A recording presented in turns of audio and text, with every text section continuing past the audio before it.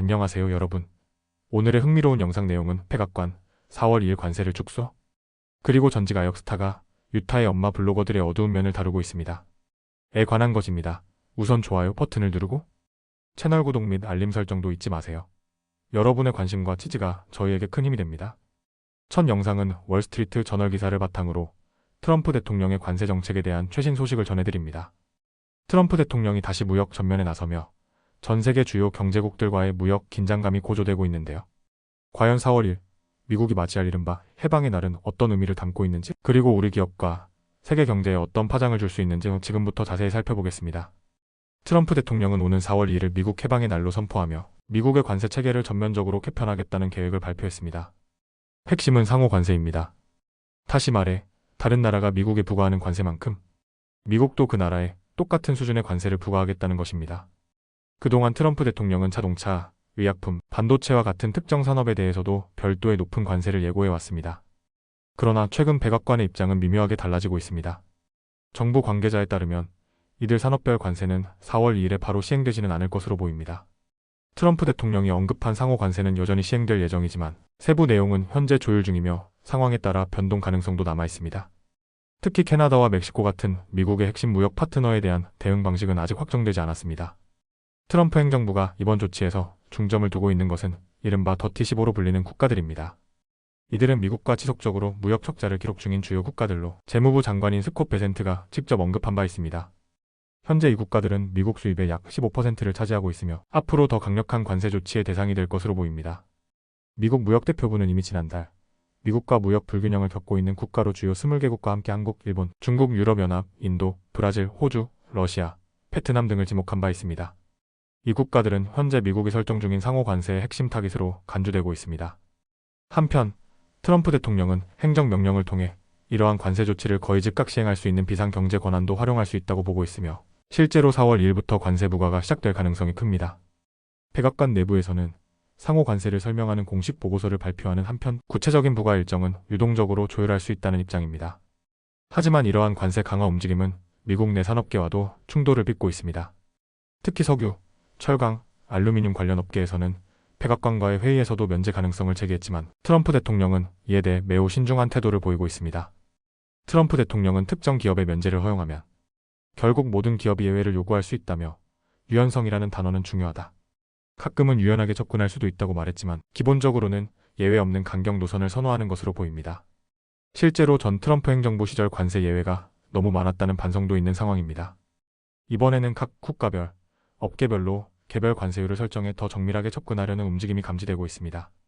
기업계는 4월 2일이 다가올수록 불확실성에 대한 불안감을 감추지 못하고 있습니다. 포천 500대 기업의 한 최고 경영자는 차라리 빨리 4월 2일이 와서 어떻게 되는지 명확해졌으면 좋겠다고 말하기도 했습니다. 현재 일부 로비스트들은 백악관과 상무부 고위 관계자들을 직접 접촉하며 자사에 미칠 영향을 설명하고 최소한 유예라도 받을 수 있도록 노력하고 있습니다. 트럼프 대통령은 이전에도 캐나다와 멕시코에 대해서는 잠시 관세 유예를 주었다가 미국, 멕시코, 캐나다 협정 준수 제품에 대해서만 일시적으로 관세를 중단한 적이 있습니다.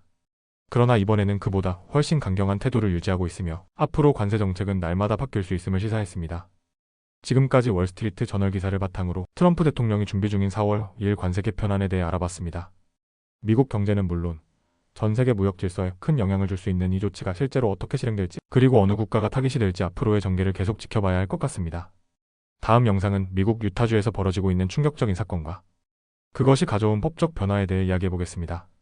이번 이야기는 단순한 인터넷 스캔들을 넘어서 우리가 자녀의 권리와 디지털 시대의 가족 콘텐츠에 대해 다시 생각하게 만드는 계기가 되고 있습니다.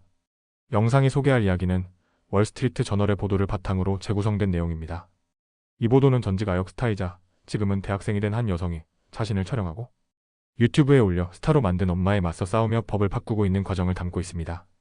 그리고 그 배경에는 미국 전역을 충격에 빠뜨린 루비 프랭크 사건이 있습니다. 미국 유타주는 전통적으로 모르몬 교도가 많은 지역입니다. 이곳에서는 가족 중심의 전통적인 삶을 살아가는 엄마, 인플루언서들이 인스타그램과 유튜브를 통해 엄청난 인기를 끌고 있습니다.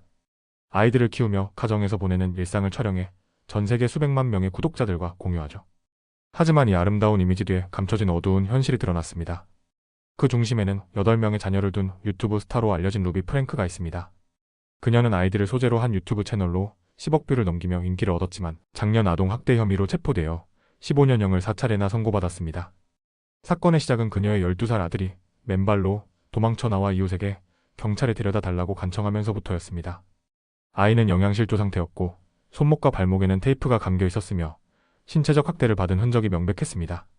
수사 결과는 더욱 충격적이었습니다. 아이들은 정기적으로 음식과 물을 금지당했고 야외에서 맨발로 힘든 노동을 강요받았습니다. 그녀와 함께 체포된 파트너 조디 힐드브란트는 아이들이 죄를 회개하게 하기 위한 정당한 조치라고 주장했다고 검찰은 밝혔습니다. 루비는 재판에서 자녀들에게 사과하며 이렇게 말했습니다. 나는 너희에게서 부드럽고 안전하고 좋은 모든 것을 빼앗았다. 이 사건은 유타뿐만 아니라 미국 전역의 가족 콘텐츠 산업에 큰 경종을 울렸습니다. 아이들의 웃는 얼굴 뒤에 숨겨진 진실, 그리고 그 아이들이 클릭수와 수익을 위해 어떻게 이용당했는지가 드러난 것입니다. 가장 큰 용기를 낸 사람은 바로 루비의 장녀 샤리 프랭크였습니다. 그녀는 현재 대학생이자 최근 자신의 경험을 담은 회고록을 출간했습니다. 샤리는 어릴 적 엄마로부터 촬영을 강요당했고 부끄러운 상황도 콘텐츠로 만들어졌다고 고백했습니다. 예를 들어 한 번은 엄마가 눈썹을 왁싱하면 $100를 주겠다고 제안했고 왁스를 잘못 붙여 왼쪽 눈썹 절반을 뽑아버리는 사고가 났습니다. 샤리는 부끄러워 울었지만 엄마는 촬영을 멈추지 않았습니다. 이 영상은 바이럴 영상이 되었고 샤리는 큰 상처를 입었습니다. 나는 단지 평범하게 자라고 싶었어요.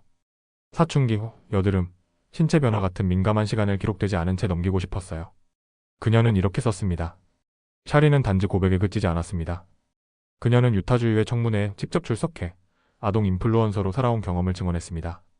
그리고 새로운 법안을 지지했습니다. 이 법안은 부모가 자녀를 찍어 수익을 올리는 경우 그 수익 일부를 자녀 명의의 신탁 계좌에 별도로 보관하도록 의무화합니다. 또한 아이가 18세가 되면 과거에 공개된 자신의 콘텐츠를 삭제할 권리를 법적으로 행사할 수 있도록 보장합니다. 이 법안은 민주당 의원인 더그 오웬스가 주도했으며 공화당이 장악한 유타주 의회에서도 초당적 지지를 받고 있습니다.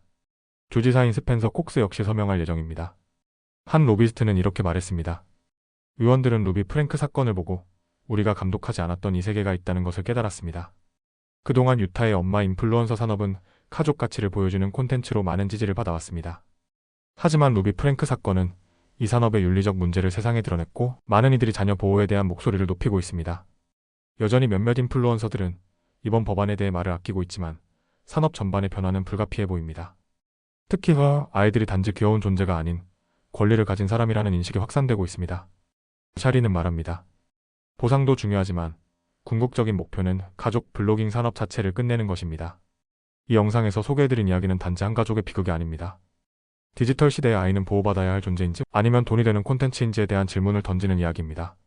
자녀를 위한 콘텐츠, 그 이면에 무엇이 있는지를 우리가 다시 생각하게 만드는 이 사건은 유타라는 한 줄을 넘어서 미국 전체 그리고 우리 모두에게 경고를 주고 있습니다. 오늘은 여기까지입니다. 다음 영상에서 더 유익하고 흥미로운 내용으로 찾아뵙겠습니다. 이 영상은 투자 의견이 아닙니다. 매우 감사합니다.